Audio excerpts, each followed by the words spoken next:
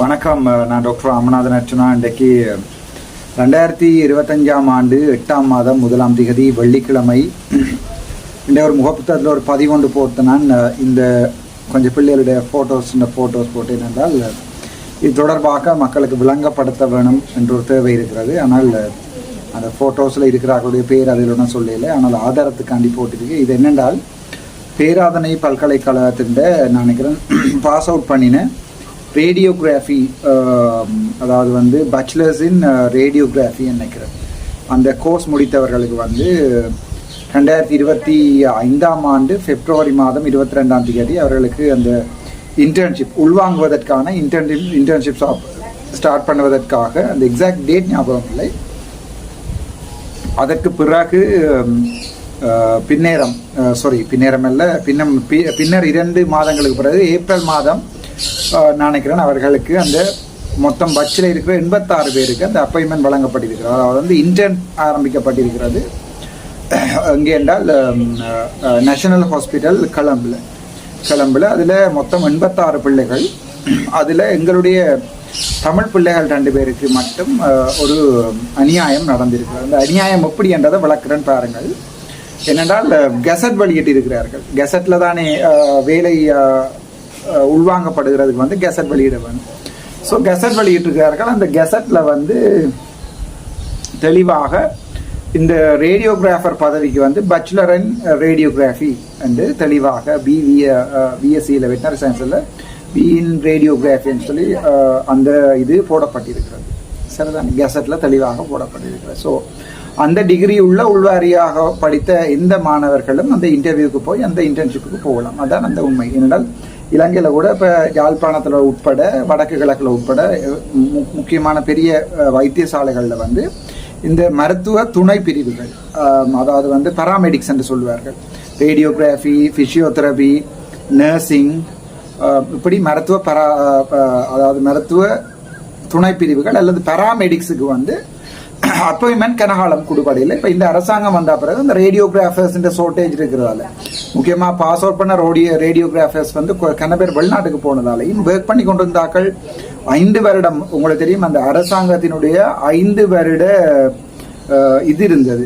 எது அரசாங்கம் வழங்கிய 5 வருட அந்த லீவு இருந்தது, நோபே லீவ் இருந்தது. ஸோ அந்த நோபே லீவ்லையும் தாண்டி இவர்கள் கன பேர் வெளிநாட்டுக்கு போய் திருப்பி கன பேர் வரையில அதன் அடிப்படையில் அந்த வெற்றிடங்கள் கணக்க வந்திருந்து அண்மைய தினங்கள்ல அந்த 86 பேருக்கும் அப்பாயின்மெண்ட் வழங்கப்பட்டிருந்தது. அந்த அப்பாயின்மெண்ட்ல தெளிவாக சொல்லப்பட்டிருக்கிறது. அதுக்கு ஒரு ரிக்யூமெண்ட் அதனுடைய தேவை யாருன்னு பார்த்தீங்கன்னு சொன்னால் அந்த டிகிரி உள்ளாக்கள். சரிதானே? ஸோ அதில் பேராதனை பல்கலைக்கழகத்தில் படித்த 2 பெண்களுக்கு அந்த அப்பாயின்மெண்ட் லெட்டர் வரையில. அது இப்போ வராமட்டிருக்கு 4ஆம் மாதம் 22ஆம் தேதி வராமட்டிருக்கு. அதற்கு பிறகு எங்களுடைய ஸ்ரீதரன் ஐயாவிடம் அவர்கள் போய் கதைத்திருக்கிறார்கள். ஸ்ரீதரன் ஐயாவும் தன்னுடைய லெட்டர் ஹெட்டில் உண்ட சுகாதார அமைச்சுக்கு அனுப்பியிருக்கிறார். இப்படி இவைக்கு வேலை கொடுக்கல, அவ்வளவுதான் அந்த கடிதத்தில் அனுப்பியிருக்கிறார். 4ஆம் மாதம் 22ஆம் தேதி அனுப்பியிருக்கிறார். அதுக்கு பிறகு எந்த பதிலும் வரையில. அதுக்கு பிறகு இவர்கள் போய் கதைத்த நேரத்தில் ETNR யூனிட்ல establishment ethical ETNR for research அந்த யூனிட்ல இவர்களுக்கு சொல்லப்பட்டிருக்கிறது, உங்களுக்கு 2 பேருக்கும் A லெவல்ல பிசிக்ஸுக்கு S இருக்கிறபடியால் உங்கள் 2 பேருக்கும் அப்பாயின்மெண்ட் வராதுன்னு சொல்லிக்காங்க. இங்கே யூனிவர்சிட்டி கிராஜுவேட் ஆக வந்திருக்கிறார்கள். 2019 கேம்பஸுக்கு போய் 24 பாஸ் அவுட் ஆகி 23 பாஸ் அவுட் ஆகி யூனிவர்சிட்டி கிராஜுவேட் 4 இயர்ஸ் பேச்சுலர்ஸ் டிகிரியும் முடித்திருக்கிறார்கள். ஆனால் உங்கள் 2 பேருக்கும் அப்பாயின்மெண்ட் இல்லை என்றால் உங்களோட O லெவல் ரிசல்ட்ஸ் இல்லை. O லெவலில் A லெவல் ரிசல்ட்ஸில் பிசிக்ஸுக்கு C இல்லை S தான் இருக்குது என்று சொல்லியிருக்கிறார்கள். ஸோ அந்த பிள்ளைகள் 2 பேரும் பதறி அடிச்சு கொண்டு அந்த ஸ்ரீதரன் ஐயாட்ட போயிருக்கிறாங்க. ஸ்ரீதரன் ஐயா வலிமையா மாதிரி கேட்டு போட்டு கடிதம் அனுப்பியிருக்கிறார். அவ்வளோதான், கதைக்கவும் இல்லை. அப்போ என்னோட வரையில கிளிநொச்சி தானே, அப்போ என்னோட வர மாட்டேன். நாட்டாமையிட்ட போய் நாட்டாமை 7 ஆண்டா தான் என்னோட வரையணும். ஸோ நாட்டாமையிட்ட போயிருக்கணும். ஜமீன்தார் கடிதம் அனுப்பி அனுப்பியிருக்கிறார். அதுக்கு பிறகு அவர் அதை கணக்கெடுக்கிறதாக இல்லை, அதுக்கு எந்த நடவடிக்கையும் எடுத்ததாக இல்லை. அதுக்கு பிறகு இந்த பிள்ளைகள் நெடுகடுமே சுகாதார அமைச்சுக்கு போய் எங்கள் 2 பேருக்கு மட்டுமே என் வரையில் பார்க்க ஒரு சிங்கள பிள்ளை ஒரு ஆளுக்கும் இந்த பிரச்சனை வந்திருக்கு. அது இங்கே இன பிரச்சனை இல்லை, அது இனமண்டு இப்படி இன பிரச்சனை சேர்க்கிற அரசியல். நான் ராஜதந்திரியாக இருக்க விரும்புகிறேன், அரசியல்வாதியாக இருக்க விரும்புகிறேன். அரசியல்வாதி தன்னுடைய சுய லாபத்தை தான் பார்ப்பான், ராஜதந்திரி மக்களுடைய லாபத்தை பார்ப்பார். ஆகவே ராஜதந்திரியாக இருக்கணும் தான் நான் ஆசைப்படுறேன். I want to be a diplomatic, not a politician. So இந்த வீடியோ நான் உண்மையாகவே செய்து போடக்கூடாதுன்னு நினச்சேன். அது மக்களுக்கு விளங்க வேணும், எது நான் செய்வேன், எந்த உதவிகளை நான் செய்வேன், எந்த உதவிகளை செய்ய மாட்டேன்றதுக்குரிய உதாரணம் தான் இது. ஸோ அதுக்கு பிறகு என்னிட ஒரு முறைப்பாட்டு கடிதம் ஒன்று எழுதி கொண்டு வர சொல்லியிருந்தேன். அதை கொண்டு வந்தவர்கள் அதையும் நான் பார்த்தா பிறகு இவர்கள் 4 மாதம் 22 என்னிடம் வந்து இப்போ ஒரு 3 நாட்கள் தானே. அதற்கு பிறகு போய் கதை கேட்கல சொல்லியிருக்காங்க. பப்ளிக் சர்வீஸ் கமிஷனில் வந்து இப்போது அந்த வேலை எடுப்பதற்குரிய அடிப்படை தராதரமாக சிஐ கொண்டு வந்திருக்கிறார்கள். எஸ் இருக்கிறார்களுக்கு வேலை இல்லையாமல் பப்ளிக் சர்வீஸ் கமிஷன் இப்போது புது ஒரு ரூல்ஸை கொண்டு வந்திருக்கிறது. ஸோ பப்ளிக் சர்வீஸ் கமிஷன் புது ரூல்ஸ் ஒன்றை கொண்டு வந்திருக்கின்றால் அது 2025ஆம் ஆண்டு கொண்டு வரப்பட்டால் அது 25ஆம் ஆண்டிலிருந்து தான் அப்ளை ஆகும். 19ஆம் ஆண்டு கேம்பஸுக்கு போய் டிகிரி முடிச்சாக்களுக்கு அது அப்ளை ஆகும். இது ஒரு பேசிக் காமன் சென்ஸ். இதில் கதைக்கோணும். இது வந்து கடிதம் அனுப்பி போட்டு மாத்திர விடயங்கள் அல்ல, கதைக்கோணும் இது. ஸோ அதை கூட எங்களுடைய சிறிதரன் ஐயா செய்யவில்லை. அதற்கு பிறகு பிஎஸ்சியிலிருந்து அப்ரூவல் வந்திருக்கு. ஏன்னா இவருக்கு ஏற்கனவே கோர்ஸ் முடிஞ்சுதானே, பிஎஸ்சி அப்ரூவலும் வந்துச்சு. ஸோ பிஎஸ்சி அப்ரூவல் வந்த பிறகும் இவர்கள் திரும்பவும் அலைக்கழிக்கப்பட்டிருக்கார்கள். அடுத்த கிழமை தரலாம், இந்த கிழமை தரலாம் என்று திருப்பி போகும்போது சொல்லியிருக்கிறார்கள். உங்களுடைய ரேடியோகிராஃபி ட்ரேட் யூனியன் வந்து எங்களுக்கு கடிதம் ஒன்று தந்திருக்கிறது. அந்த கடிதம் என்னோட தந்தார்கள், அதன் சுகாதார பிரதி அமைச்சர்கிட்ட கொடுத்திருக்கிறார். ரேடியோகிராஃபி ட்ரேட் யூனியன் எங்களுக்கு கடிதம் ஒன்று தந்திருக்கிறது. எப்படி என்றால் உங்கள் 2 பேரையும் வந்து வேலைக்கு எடுக்க வேண்டாம் என்று. உங்களுக்கு ஏ லெவலில் சி இல்லை, எஸ் தான் இருக்கிறது, ஆனால் யூனிவர்சிட்டி டிகிரி இருக்கிறது. இதற்கு பிறகு இவர்கள் திருப்ப காய்ச்சி போட்டு போய் யூனிவர்சிட்டியில் காய்ச்சிருக்கிறார்கள். எங்களுக்கு மட்டும் பேராதன யூனிவர்சிட்டி அலைட்டல் சயின்சஸ் அதில் போய் பீடாதிபதியோட காய்ச்சிட்டு பீடாதிபதி கடிதம் ஒன்றை தயார்படுத்தி இருக்கிறார். அது கிடைத்ததா இல்லையோ தெரியலை. இவர்களுக்கு இவர்களுடைய கரிக்குலத்திலே, அதாவது வந்து இவர்களுடைய பாட ஒழுங்கமைப்புகளிலே ஏ லெவல் பிசிக்ஸை விட கஷ்டமான விடயங்கள் இருக்கிறது. அவை ஏ லெவலில் பிசிக்ஸ் சிஆர்எஸ்ஸா இருக்கிறன்றது முக்கியம் இல்லை என்று சொல்லி ரெக்கமெண்ட் பண்ணி கடிதம் ஒன்றை அனுப்பியிருக்கிறார்கள் சுகாதார அமைச்சுக்கு. ஸோ அந்த விடயமும் வந்து இவர்களுக்கு அனுப்பப்பட்டிருக்கிறது. அதையும் வைத்துக்கொண்டு இப்போ இந்த ட்ரேட் யூனியன் சொல்லுகின்ற, அதாவது தொழிற்சங்கம் சொல்லி இருக்குது, நீங்க கொடுக்கல, இல்லாட்டி நாங்கள் தொழிற்சங்க போராட்டத்தை நடத்துவோம் மட்டும் தொழிற்சங்கம் சொல்லி இருக்குது. அதன் அடிப்படையில் இவர்கள் பயந்து கொண்டு சுகாதார அமைச்சில் இண்டை வரைக்கும் இவர்களுடைய அப்பாயின்மெண்ட் லெட்டர் அடிக்கல. ஆகவே நான் எனக்கு சொல்லப்பட்டது 27ஆம் தேதி. நான் சொன்னால் 1ஆம் தேதி வரைக்கும் வெயிட் பண்ணுங்க. நான் ஜெஃப்ரா நினைக்கிறேன் 26ஆம் தேதி சொல்லப்பட்ட நினைக்கிறேன். ஜெஃப்ரா நினைக்கிறேன் நான் வாரன் கொழும்புக்கு. நான் வந்து நேராக போய் கதைப்போம், என்னென்ன கதைப்போம். இப்போ இன்றைய தினம் அமைச்சரை சந்திக்க போனாங்க. அமைச்சர் வந்து பிஸி என்று சொல்லி பிரதி அமைச்சர் அவசரமாக என்ன இப்போ காக்க வைக்கலாதபடியால் பிரதி அமைச்சர்கிட்ட அனுப்பியிருந்தேன். பிரதி அமைச்சர் ஹன்சக விஜயமுனி வந்து என்னுடைய நல்ல நண்பரும் நீண்டகால நண்பரும், அதே நேரத்தில் ஒரு நியாயமான மனசனும் கூட. ஸோ அங்கே உள்ளுக்க போயிருந்து நான் இந்த விடயங்களை அவருக்கு விளங்கப்படுத்தினேன். அவருக்கு விளங்கப்படுத்தின போது அதை எப்படி செய்கிறது, அப்படி இல்லை, நீங்கள் டிடிஜி அட்மின் சாம்பிக்கவோ அவரை கூப்பிடுங்கள், நாங்கள் கலைப்போம். அப்போது நான் சொன்னேன், சரி, இதை நான் பாராளுமன்றத்தில் 27 செக்ஷனில் ஒரு பெரிய பிரச்சனையாக அரசாங்கம் ஊழல் செய்கிறது எல்லாம் சொல்லி போட்டு ஒரு பெரிய சீனோட்டி பெரிய நான் இதை கதைக்கிறேன் என்று சொல்லி என்னுடைய பெயர்களை எல்லாத்தையும் எடுத்துக்கொண்டு இந்த விடயத்தை கதைத்து நீதியை பெற்றுக் கொடுத்தார் அர்ச்சுனான்னு சொல்லி 4 எனக்கு இல்லை IBC 184 கிலோ கேயோடும் கொஞ்சம் ரெஜி விளக்குக்கு 18 கிலோ கேயோடும் அப்படியானவர்களுக்கு வந்து வியாபாரம் கொடுப்பதற்கு நான் தயாராக இல்லை. ஏன்னா இது 2 பிள்ளைகளுடைய சம்பந்தப்பட்ட விடயம்.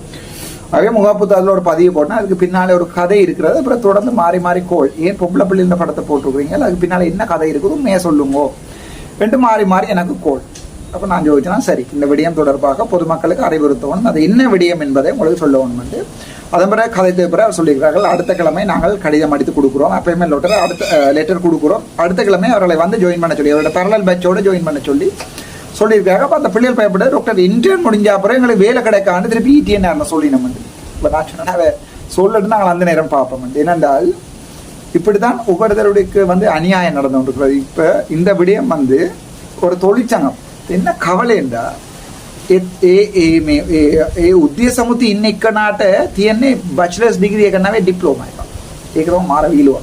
මේ කවුරු හරි පුළුවන් නම් දාන්න මම ඕක දාන්නම් මම நான் சொல்றேன்.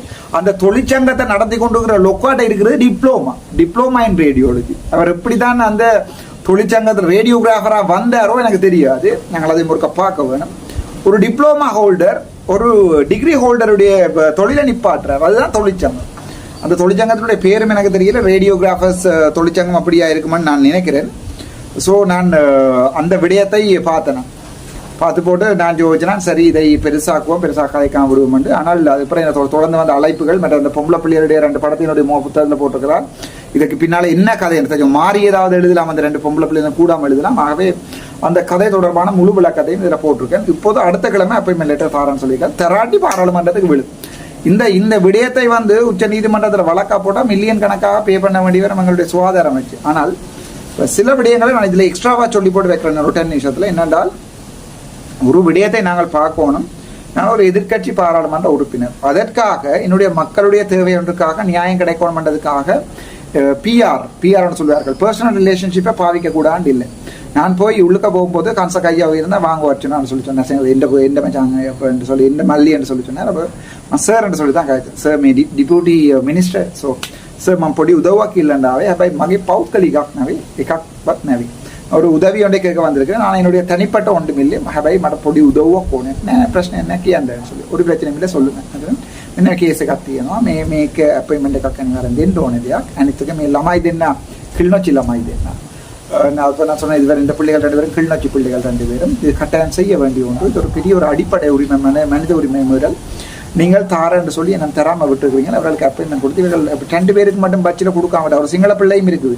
அவை இன மதம் இல்லை, 3 பேருக்கு இதோட ஒரு சிங்கள பிள்ளை ஒரு ஆள், அவள் சீனியர் பட்சில் ஜூனியர் பட்சிக்கு வந்தோரால், மற்ற இதே பட்சில் 2 பிள்ளைகள். ஸோ அந்த பிள்ளைகளுடைய எதிர்காலம், வேலை, ஜோப் எவ்வளோ விடயத்தை நாங்கள் பார்ப்போம். நாட்டாம இதை பற்றி ஆக்ஷன் எடுக்கல. ஸோ இந்த விடயத்தை நான் இதில் போட்டிருக்கேன். இதில் என்ன ஒன்று சொல்லணும் என்றால், இப்போ இளங்குமரன் ஆக்கள்கிட்ட, பவானந்தராஜா ஆக்கள்கிட்ட, doctor Bavanantharajah, honourable doctor Bavanantharajah, honourable Ilankumaran, honourable Rajeevan எம்பிட்டு இதைத்தான் நாங்கள் எதிர்பார்க்கிறோம்.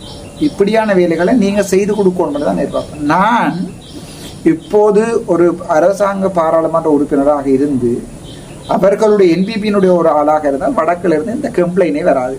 மீனவர் பிரச்சனையை நான் பார்த்துருப்பேன், விவசாயிகளுடைய பிரச்சனையை நான் பார்த்துருப்பேன், ஆசிரியர்களுடைய இடமாற்றங்கள் தொடர்பான பிரச்சனை நான் பார்த்துருப்பேன். எல்லாமே டிசிசி மீட்டிங்கில் கதைக்கப்படாமல் சகல விடயமும் நேரடியாக வச்சிருப்பேன். சம்பந்தப்பட்ட அமைச்சர்கிட்ட இல்லாட்ட நம்பரும் வச்சிருந்திருப்பேன். அர்ச்சுனா என்றால் என்பிபிகள் ஒரு பேர் ஒன்று இருந்திருக்கும். நான் அப்படி இருந்தால் அவன் எடுத்தால் நியாயமான விடயத்தை தான் எடுப்பான்னு எடுத்து சொல்லிப்பேன். ஐயா என்ன கேஸு கத்தியணும், லைக் வரத கலதியன்னு அப்படி மேக ஹதா கண்டோன்னு வரேங்கன்னு சொல்லி கதைத்து, நீங்கள் இப்படி பிழை இருக்கிறது ஐயா, நீங்கள் கட்டாயம் செய்தானும் உண்டு. அவர்களோட நல்ல விதமாக கதைச்சு நீங்கள் நான் கால் பண்ணி சொல்லியிருக்கேன், நீங்கள் அங்கே போங்கன்னு சொல்லி அங்கே அனுப்பி அந்த வேலைகளை செய்திருக்கலாம். அந்த வேலைகளை கட்டாயமே செய்திருக்கலாம். ஆனால் இதை எங்களுடைய இளங்குமரனாக்கள் செய்கிறார்களா அல்லது எங்களுடைய ரஜீவன் அவர்கள் செய்கிறார்களா, ஸ்ரீ பவானந்தராஜா அவர்கள் செய்கிறார்களான்றது ஒரு கேள்விக்குறியான விஷயம். இது ஏன் நான் போடுறேன் என்றால், இப்படியான வேலைகளை எதிர்கட்சியில் கொடுக்கல பொருத்தமான ஆக்கள்கிட்ட கொடுப்போம், அல்லது ஆளுங்கட்சியில் இருக்கிறார்கள்ட்ட செய்யக்கூடிய ஆக்கள்கிட்ட கொடுப்போம். அப்படி யாராவது இருந்தால் நீங்கள் அவருடைய பேரை இதில் கமெண்ட் பண்ணுங்க. ஆளுங்கட்சியில் இருக்கிறது Bavanantharajah, doctor Bavanantharajah, doctor Rajeevan, doctor Ilankumaran. எதிர்கட்சியில் எங்களுடைய சிவஞானம் ஸ்ரீதரன், அதே நேரம் பார்த்தீங்கன்னு சொன்னால் கஜேந்திரமார் பொன்னம்பலம். இவர்கள் யாருக்குமே மக்களுடைய அரசியல் இல்லை. ஹை லெவல் பாலிடிக்ஸ், செம்மணி, என்ன விகாரை அது, தையிட்டி விகாரை, காணாமல் போனவர்கள் விவரம், international crimes, international justice, court of justice, அப்படித்தான் அவருடைய பொலிட்டிக்ஸ் வெரி ஹை பொலிட்டிக்ஸ். யாரோடையும் வாங்கி கதைக்க மாட்டார்கள். ரோட்டில் போனால் அவரோட கதைக்கையில் அது இட்ஸ் கம்ப்ளீட் டிஃபரெண்ட் வேர்ல்டில் வாழ்ந்து கொண்டிருக்கிறார்கள். நாங்கள் வேறு உலகத்தில் வாழ்ந்து கொண்டிருக்கிறோம். நாங்கள் பார்க்குறது டெய்லி சனத்தில் டெய்லி சாப்பாடு பிரச்சனை தான் பார்க்குறோம். ஆகவே இங்கே நீங்கள் பார்த்தீங்கன்னு சொன்னால் ஹன்சக விஜயமுனியாக இருக்கட்டும், நலிந்த ஜேதிசவாக இருக்கும், என்னோட பாராளுமன்றத்தில் அடிவா நீங்கள் பார்க்குறீங்க தானே, நீங்கள் பார்க்குறீங்க. ஆனால் நான் ஒரு உதவி தாங்கொண்டு கேள்வி போய்க்கலாம் யோசிப்பாங்க, இவர் தட்ட பேசுக்கு தான் வந்திருக்கேன். நான் என்னுடைய பர்சனுக்கு ஒரு போதுமே அங்கே போக போகிறதில்லை. இதே விடயத்தை தான் நான் எங்களுடைய அரசாங்கத்திலையும் எதிர்பார்க்கிறேன். அவர்கள் இதை செய்யணும் என்று நான் எதிர்பார்க்கிறேன். இதை எங்களுடைய அரசாங்க பாராளுமன்ற உறுப்பினர்கள் செய்யணும் எதிர்பார்க்கிறேன். இதை செய்ய நீங்கள் வற்புறுத்த வேண்டியது என்பிபிக்கு வாக்கு போட்ட உங்களுடைய கடமை, யாழ்ப்பாணத்து பெருந்தகைகளுடைய கடமை. நன்றி, வணக்கம். டாக்டர் ராமநாதன்.